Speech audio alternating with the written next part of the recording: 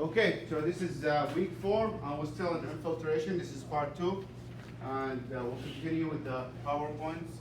We talked about infiltration, we talked about pressure, and how pressure difference makes migration of air based on again, the pressure difference. And what are the 2 requirements for having air migration? Now, the 2 requirements to have air migrate from one place to another.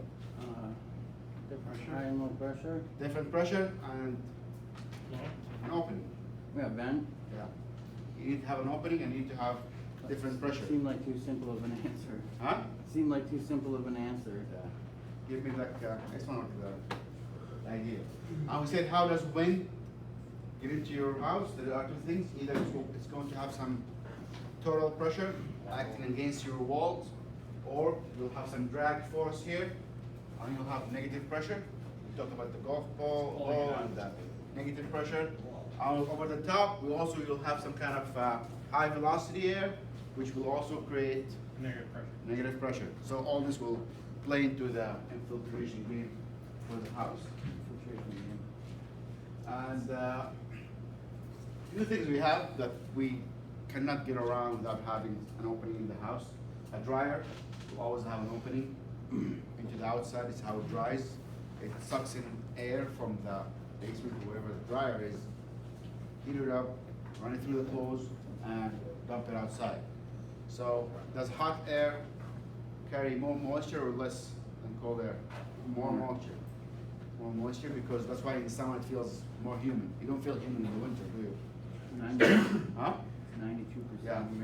So the dryer actually is doing a lot of vacuuming your house. It's carrying out air from the basement to the laundry room to the outside. Exhaust fans from the bathroom, from your kitchen. You know how many Those kitchens are also. I've been in where they vent them right into the cabinet? There's a lot of people venting a kitchen into a cabinet. That's true. Onto the attic, which is a very, very bad idea. Humidity, mold over time, and it's stupid in a way because the attic is kind of a sealed space. Unless you open up an open window in the attic, it will be better. But again, it's a very, very dumb idea. But chimneys. If you have a chimney, if you have an old house with a fireplace, you probably have a chimney, and that's always open. And even if you have a cover for it, sometimes people have gates that will close it. It will still have some kind of flow. And if you have a one unified chimney for all the boiler and the water heater, probably again it will be always open, so that's an opening into your house. And sometimes we have our own makeup air vents in a place that does not get enough circulation. You'll have small vents to open up and circulate the air. So for blower door testing, it's the most practical way to predict air leakage. They give you the calculation for cubic feet per minute. So I'll say cubic feet around this big. That's amount of air, and it pushed in and out every minute. And if you go into your heat loss book, it will give you the CFM in hour. So they convert the cubic feet into hours. How do you do that? You divide by 60. So it's divided by 60. So ASHRAE has the standards, and they require 15 CFM per person. That's for regular residential housing. A little bit more for industrial crowded places, so you always have to circulate air. And you listen, you have to provide mechanical ventilation. There's a procedure for the blower door testing in the book. You can look it up, and also there's a video here. We'll watch it in the class, where they actually seal the house and seal the door and produce negative pressure, and they go and find the smoke. Yeah. Something happened. Oh, thanks. Is it full? Is it recording? Yeah, it is recording. So, where to find leaks? We talk about so many places, usually the joints between walls, corners, outlets, insulation. Over here, there's a lot of infiltration over these areas to the fake ceiling, which actually this opens up to the big ceiling over there. So it's very, very not that insulated. Doors opening, frames, it's all places where you can find a lot of infiltration. and you can do what you can by sealing it. Nowadays there's a lot of mechanism, a lot of tools you can use to seal openings in a house. Another video watched in the class about finding leaks. So basically, again, you go with a smoke tester and try to find leaks under a blower door. And sometimes even in a windy day, you can take advantage of that, of the wind being outside, and just find where the leak is. Sometimes if it's big enough, you'll hear it, but mostly you can just go with a little smoker and try to trace the leaks. Tracer gas testing, they use sulfur hexafluoride, which is not non-toxic. Preferably, you want to use non-toxic gas. So you can smell it? The sulfur? Is that No, what no. you use that? No, because actually it's easy to measure. So both carbon dioxide and sulfur hexafluoride are easy to trace. What does that mean? They have a reader, which can clearly tell you how many particles per million do we have. So you fill the house with those gases, and you let them be for like, a day, and you come back and measure how much you have that gas, and that will give you actually how much CFM you have per minute. So this is 2 ways to do it. Again, that's a big business. Tell somebody how much infiltration in their house, because again, infiltration. What is the percentage of heat loss through infiltration in a house?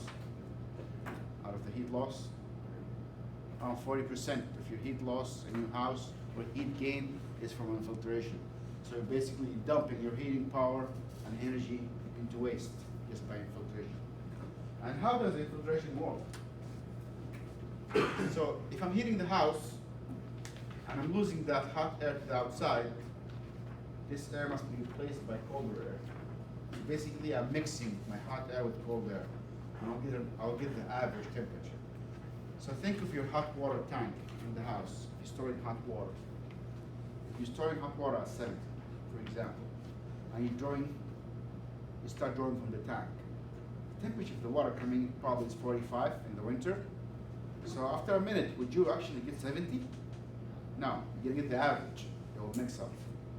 So that's the problem you do with infiltration. You're mixing up very cold air with whatever you have inside, and that will lower your energy efficiency.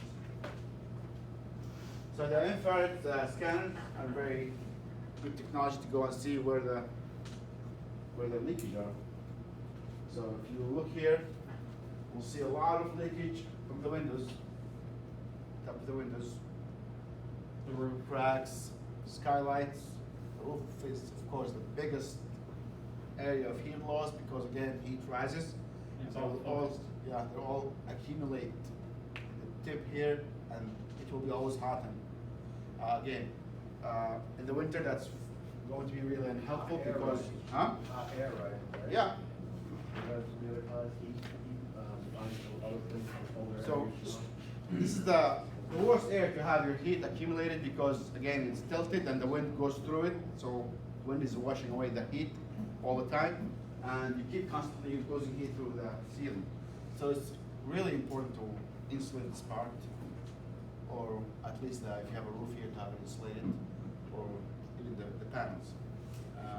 Under the window, again, it's another area of heat loss. Probably this area was not very well insulated. The cracks. So you can buy these cameras. This Carlos was saying for like $50 from Home Depot. Put it to your phone, and just gives you an idea. And probably if you work for a company that do LEED certification, probably they have more sophisticated equipment to measure heat loss, tell you where it is from. Duct testing. So we can test the duct because again, if you have your heat exchanger outside and you're blowing through your duct system all the way to the house, and there's a lot of leaks, it's not insulated, probably you will lose a lot of your air temperature quickly, or you're gonna get some infiltration into the duct. So you do a smoke test. We can fill the duct with smoke and see where there's a leak and operate it, and you'll see it seeping outside. That's for infiltration. And if you want to test for insulation, probably if it's insulated, you can also go with the infrared camera and see where you find hot spots. Sometimes even if the duct is insulated, it looks insulated on the outside, it's still leaking. There are some spots that got moisture in them. They have holes, Even though you have this aluminum from the outside, the filling inside might be like corroded or have some objects in it, and it's leaking heat to the outside, getting heat in the summer. You can also do a manometer. We talked about the manometer last class, and we said the manometer is a device that measures pressure. And we said what we're trying to do is measure the pressure inside the duct. So if you go with the manometer here, you should be getting what kind of pressure? Yeah, static pressure.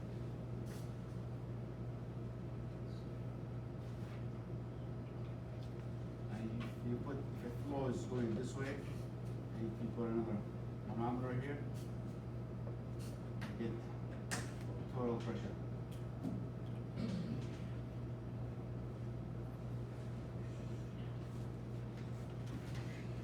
And of course, total pressure.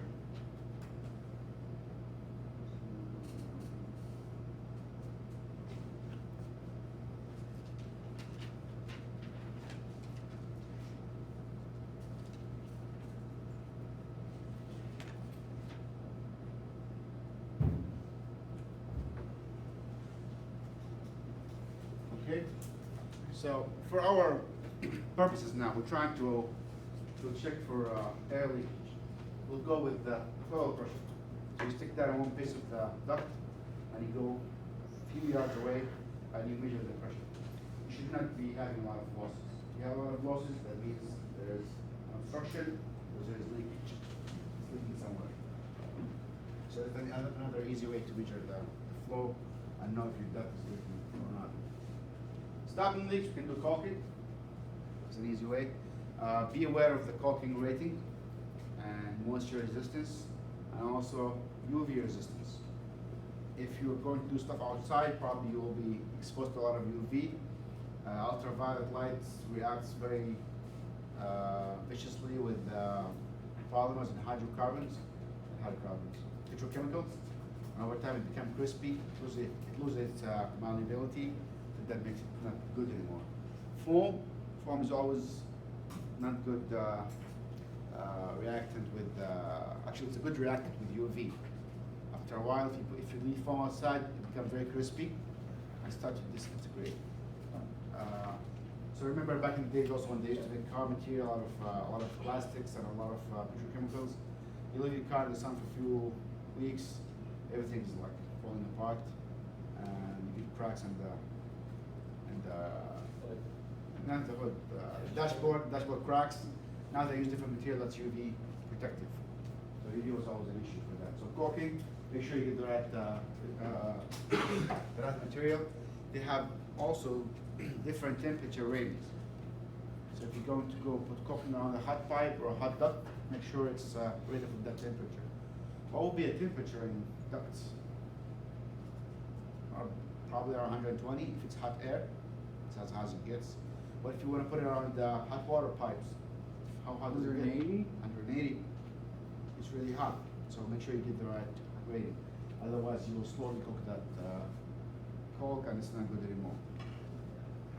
Adhesives, we can use glues, tapes, some advanced duct tape that will hold. Duct tape, which is it's called duct tape because it's for duct. It holds very strongly.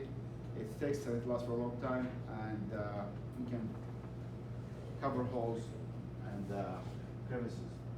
Gaskets, they are very important. It's very important with gaskets between sections of ducts because it's a good area of leakage. Also for pipes, so make sure you can use good gaskets for that. Tapes, different type of tapes. You get galvanized tapes, you can get foam tape, and try to insulate some tools. Liquid foam is very popular. It's a very cheap and fast way to do it. However, it has a lot of issues. Some of them are toxic, so be aware of that. Some of them are not to be used within, what can I say, in the kitchen, because we prepare food. Or open flame. Some of them are very reactive to UV. So if you put it outside, within weeks it will be gone. Some of them are not moisture resistant, So Bless you. it will deteriorate with time. However, there are some advanced types of foam that you can actually call somebody where they come and insulate your entire wall by injection of foam. So there's in the book there's a picture about that. So they go between the beams and they fill the entire section with foam. And how it's done, again, they do it professionally in a way that they have to calculate how much that should go in there to know when to stop. Otherwise, you might have some crevices in there. You might have some cavities, and that will be annoying to fill again. So if it's worth doing, it's worth doing it right. So you do it slowly and with the calculation of the cavity. And we'll talk about that when we do blown insulation inside an attic or inside a wall. You go by volume, so you know how much should go in there and you know when to stop. So for walls, for example, they'll put a hole in the top over there and they keep filling from the other corner until they see something coming out of the top. And sometimes you need to allow some kind of settling time if it's not liquid foam. So you can blow some cellulose insulation and wait for it to settle, then you blow some more. Worst. Huh? I hate doing that.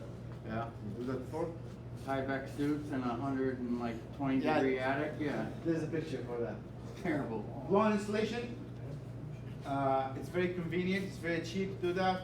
However, be very aware of the material that you're blowing inside the attic. Some of them made of cellulose. What is cellulose? Ground up newspaper or wood waste treated with Exactly. fire retardants. Exactly. So cellulose is a fancy name for newspapers. So the ground newspapers, they wash it with fire retardant and they blow into your attic, which is okay in some regions. It's not okay for coastal areas. Why? Water. It absorbs moisture, and that could be a problem. Moisture will radically decrease your insulation factor, and also it's a good place for mold. So don't go cheap with these kind of things. I mean, again, if it's worth doing it right. Do it right quickly at the same time, and just forget about it. Do you see like old houses built in the 20s and 30s, and how the material was really well built? Granted, some of them have like some asbestos or some material that they did not know it was hazardous, but things were well built. You see houses standing still from the 1920s, 1890s, they're still standing, good foundation, good material, and you go find those cookie cutter houses where everything is very, very cheaply made. The house I grew up in was 175 years Yeah, old. it should last. If it's full design, it should last, it should withstand. And when you lower the standards, you get a cheaper house that will last for 20 years. But again, you get a lot of waste. And again, you design for the not the extreme. Excuse me. So we say that when we design for heat loss, we design for the hottest day of the year, and we take it from there. Otherwise, you can design a heater for a day that goes like 20 or 10, but the days when you will be cold, you'll have not enough heat and you'll overwork the system, and you basically skimp on the infrastructure. So it's really important to have really good infrastructure in the house before you decide to move on into other material for the house. So again, for these things, since you're going to put it inside your wall, it's worth doing it right with that foundation. Otherwise, you're gonna have to take the wall down and change the entire thing. For the blown insulation, again, you have to think about the particles because it's being blown. Get something that's non-toxic and it's non-hazardous. Yeah, like asbestos, you can't use that. Asbestos is a good material for insulation, but it cannot be what? Airborne. Airborne. So once it's airborne, it's an issue, and you have to, and it's bad for the respiratory system. Actually, it developed a certain kind of lung cancer that is known that this cancer comes from. That's cancer actually from asbestos. Yeah, I worked in. Yeah. Homosoap too, they used to use homosoap back in the days. Yeah. Tear out houses that they put the sheet in and they put a sheet in the homosoap. Yeah. And then It's, they asphalt shingles. So there are a lot of materials for insulation these days. So I have more videos you can watch later on. We have plenty of time. Oh yeah, that's the thing. So, okay, this is how we do infiltration heat loss. Awful lot like the other. Everybody done with this? Hang on.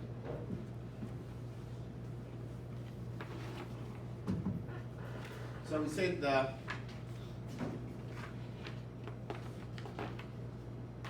total heat loss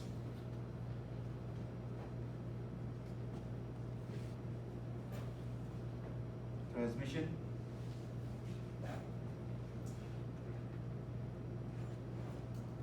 plus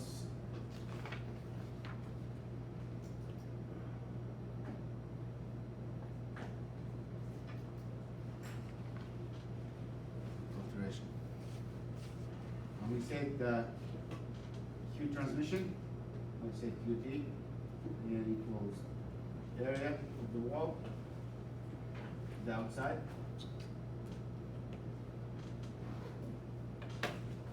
times U factor for the wall plus delta T. So Q for infiltration will equal 0.18. That's a constant, and this is the heat capacity of air. It does not change. It's basically how much heat the air can contain per cubic feet times N, which is the infiltration factor. That's the thing we calculate after doing the blower door testing and the CO2 testing. That's the number you'll get. You'll get that in the book, and in the quiz or the homework, I'll provide you with the number. So people get paid a lot of money. Go and find you the N factor, which is the infiltration factor. And V is the volume of the house or the room where we're doing the infiltration. What is the volume of this room? If you're going to do it, length times width times height. Simple as that. That's the volume.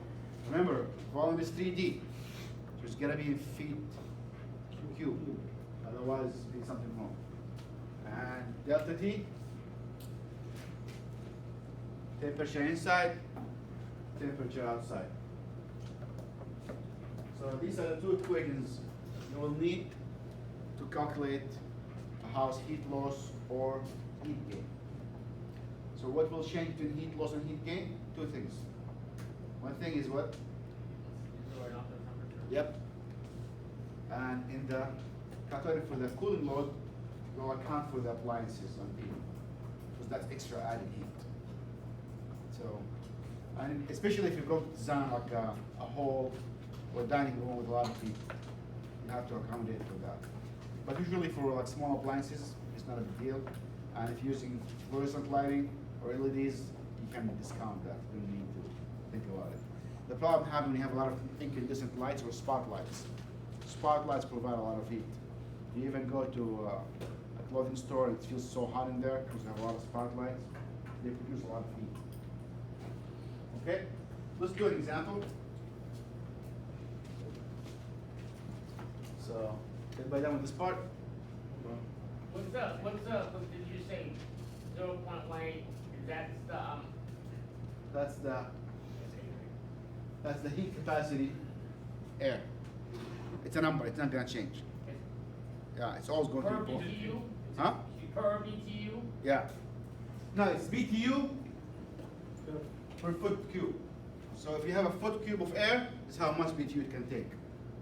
It's heat capacity. And for water, is it higher or lower? In the book, it's .018. Let me see. That's the factor. It's different. It's different. Okay, let's do the example.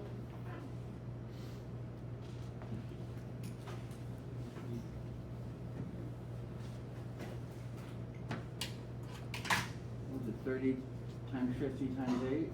So we'll put Q infiltration, your correct infiltration is 0.18 times N times volume times delta T. Let's find the components. Do we have inside temperature, outside temperature? filtration rate is in, okay, we got everything we need. So,